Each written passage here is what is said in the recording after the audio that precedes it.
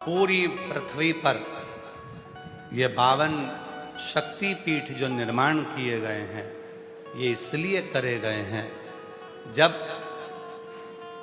संसार का मनुष्य हर तरह से हारेगा, किसी भी एक शक्ति पीठ पर जाकर जब भगवान शिव को याद करेगा तो शिव और शक्ति उसके ऊपर कृपा बरसाना प्रारंभ कर, करुणा करना।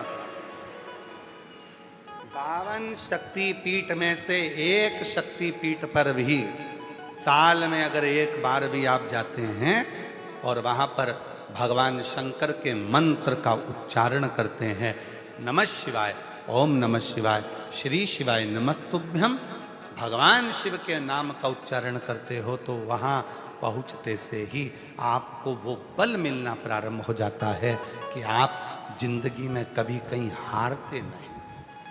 पर लोग करते क्या हैं? देवी का दर्शन करने जाते हैं तो वहां आवाज लगाते हैं, जय माता दी, जय माता दी, जय माता दी, जय माता दी।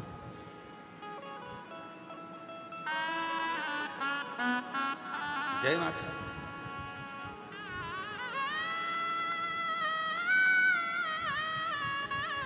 बहन घर में आई है राखी पर, रक्षाबंधन पर आपकी बहन आपके घर में आई है, 15 दिन से रुकी है। प्रैक्टिकल कर कर देखना एक बार, बहन से एकदम अचानक जाकर कह देना वो जीजा जी आए हैं, बहन के चेहरे पर प्रसन्नता आ जाएगी। ये तो कल आने वाले थे तो आज कैसे आ गए? मुख पर प्रसन्नता होगी, हंसी आएगी, प्रसन्न हो जाएगी। पति का नाम सुनते से ही पत्नी प्रसन्न हो जाती है और शिव का नाम सुनते से ही 52 शक्ति पीठ प्रसन्न हो जाए,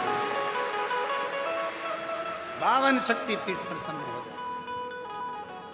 एक शक्ति पीठ पर भी अगर शिव के नाम का उच्चारण हो, वहां की जो ऊर्जा, वहां की जो शक्ति होती है वो कम नहीं होती, कम।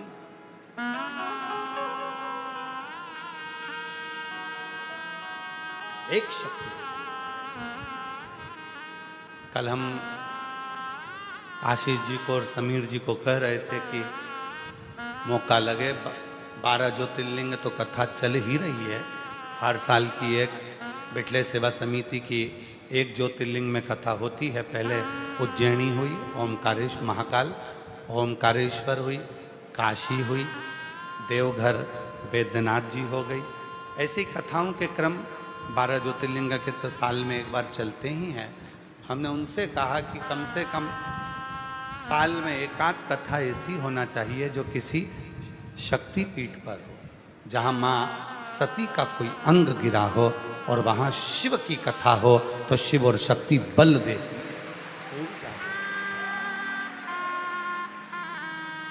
और वो ऊर्जा जब कोई व्यक्ति लेकर जाता है, शिव और शक्ति दोनों का ही आशीर्वाद, दोनों उसके जीवन में एक सुख का अनुभव हो।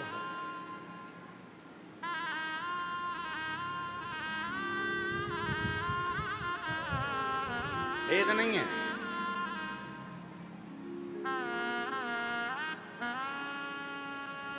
पंद्रह तारीख से गुप्त नवरात्रे प्रारंभ हो जाएंगे, भेद नहीं है। जब नवरात्रे प्रारंभ हो, गुप्त नवरात्रे प्रारंभ हो, गुप्त नवरात्रे का मतलब होता है कि गोपनीय रूप से शिव की और शक्ति की आराधना करना।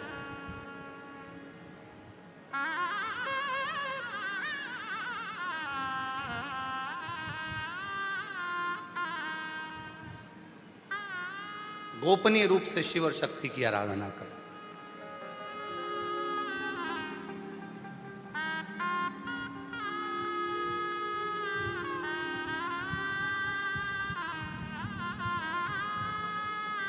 एकांत में बैठकर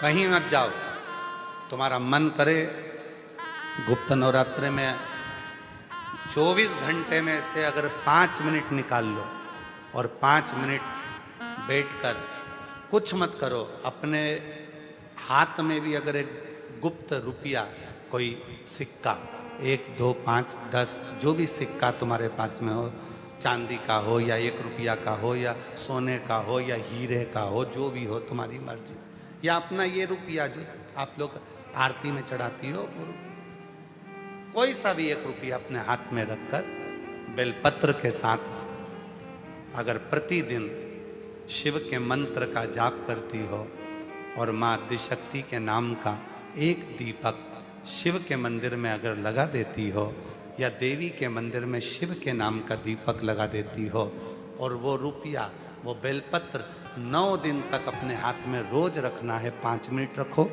2 मिनट रखो और उस रुपए और बेलपत्र को अपने पास रखो। 9वां दिन पूर्ण हो, बेलपत्र शिव को समर्पित कर दो और वो रुपया शिव जी को स्पर्श कराकर वापिस अपने हाथ में लेकर अपनी अलमारी में या तिजोरी में रखो। वो गोपनीय गुप्त नवरात्र आपकी जीवन में ऐसी संपदा देता है कि जीवन में बेबहू की कमी नहीं। शिव और शक्ति इन दोनों की साधना, उन दोनों की साधना गुप्त नवरात्र ये नहीं कर सकते तो थोड़े से अनार का रस या अनार के दाने, थोड़े से 2-4 दाने प्रतिदिन अनार के दाने 2-4 अपनी माता रानी के, शिव के स्मरण में, अपना घर का जो मंदिर हो जिसमें भगवान बैठे हों, तुम्हारे घर के मंदिर में जो भी भगवान बैठे हैं, अगर 9 दिन तक लगातार अनार के 2-4 दाने का भी आप रोज माता रानी को अगर भोग लगाती हो और उस अनार के दाने का या शिव को भोग लगाते हो, उस अनार के दाने का घर के जितने सदस्य हैं 1-1 दाना अनार का सब खा लें। शरीर में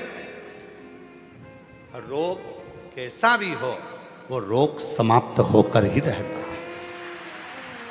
गुप्त नवरात्रे शिव और शक्ति की आराधना के होते हैं। शिव और शक्ति,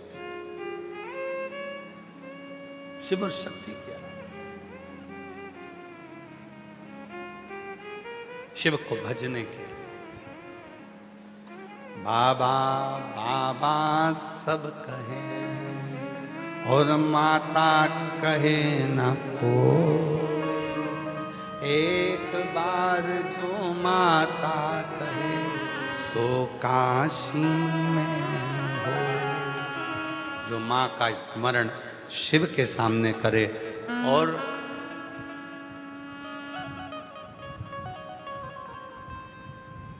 शिव का स्मरण माता के सामने करे तो माता प्रसन्न हो जाती है। प्रसन्न। कल कथा में कहा था, स्मरण में होगा आप लोगों के, देवी को प्रसन्न करने के लिए अग्नि की जरूरत पड़ती है और शिव को प्रसन्न करने के लिए जल की जरूरत पड़ती है। कल की कथा में कहा था।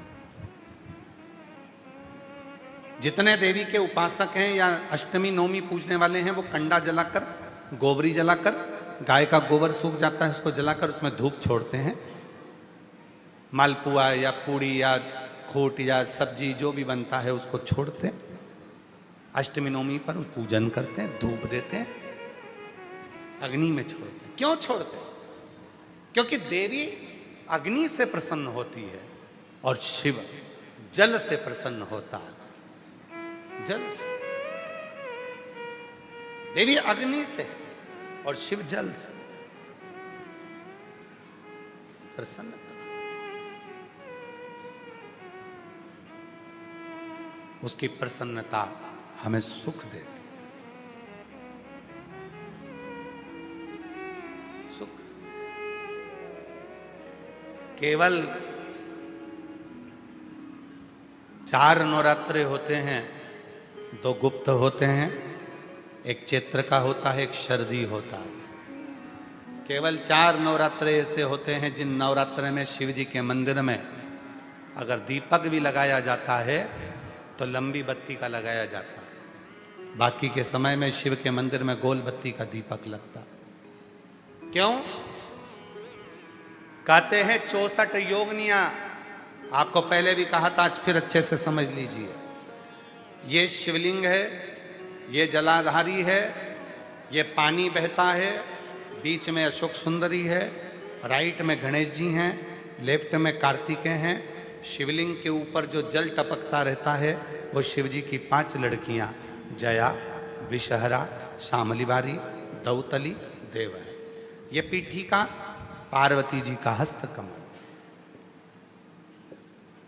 ये पीठिका पार्वती जी का हस्तकमल।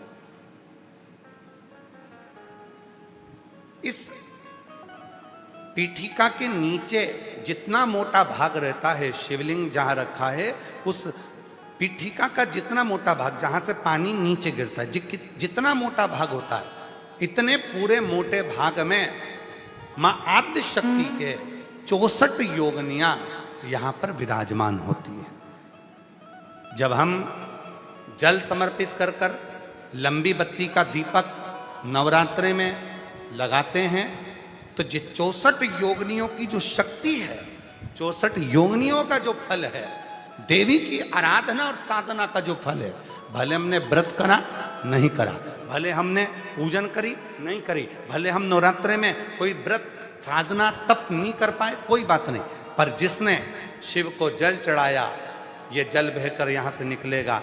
वहीं पर सम्मुख में शिव के लंबी बत्ती का घी का यदि दीपक लगाया, और कितना दीपक, दीपक कैसा, तो कहा जब हम शिव को नवरात्रे में केवल दिया लगाने के लिए जाते हैं, लंबी बत्ती होती है तो उस दिए के अंदर घी को ज्यादा नहीं भरा जाता, केवल बत्ती को डुबोया जाता है और उस दिए में रखा जाता है, जलाया जाता है। शिव और वो 64 योगनियां जो यहां विराज रही हैं, यहां शिवलिंग, मां आदिशक्ति दुर्गा भवानी, गणेश जी, कार्तिकेय, अशोक सुंदरी, शिव जी की 5 लड़कियां और ये 64 योगनियां, और 64 योगनियों के बाद में ये जल बहकर जाता है जितनी दूर तक, यहाँ 33 कोटि देवताओं का स्थान होता है।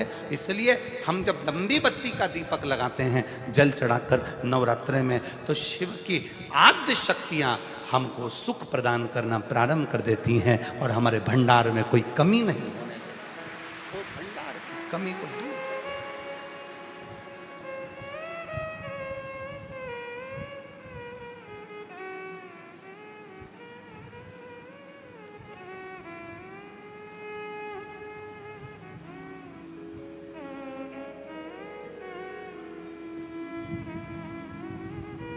इसलिए कई लोगों ने तो गीत भी बनाया है, भजन भी बनाया है, वो कहते हैं ना, मैं तो लाई हूँ दाने अनार के, मेरी मैया के 9 दिन बाहर के, मैं तो लाई हूँ दाने अनार के, मेरी मैया के 9 दिन बाहर के। माँ आद्य शक्ति की आराधना साधना के साथ शिव की साधना हो तो वो बल देती है, वो बल देती।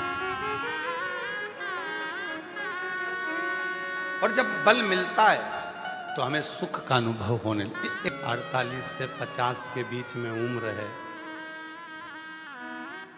अब विचार करिएगा जरा, 48 से 50 के बीच में उम्र में कोई आस लगी रहेगी क्या औलाद की? सत्य बोलो। 48 से 50 की उम्र हो जाए और विचार करा जाए कि अब बाबा हमको औलाद दे दे। अच्छा, तुम लोग शिव जी की परीक्षा बहुत लेते महाराज,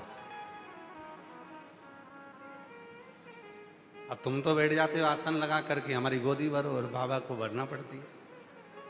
हमने एक बात पहले भी कही, आज फिर कहते हैं, जितने लोग चाहे टीवी पर कथा सुने, चाहे मोबाइल पर सुने, चाहे पंडाल में बैठकर कथा सुने, आप सब जब जब कथा सुनते हो ना, तो भोलेनाथ जी को भी टेंशन हो जाता है, इतने सारे सुनेंगे तो इतने सारों को 3 महीने में देना पड़ेगा, प्रदान करना।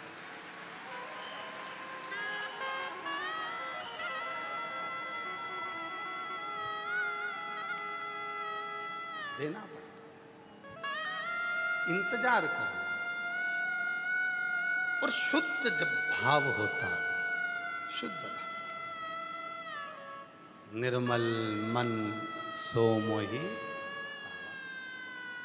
जब शुद्ध भाव से हम भगवान को भजते हैं, पुकारते हैं, वो सुनता है।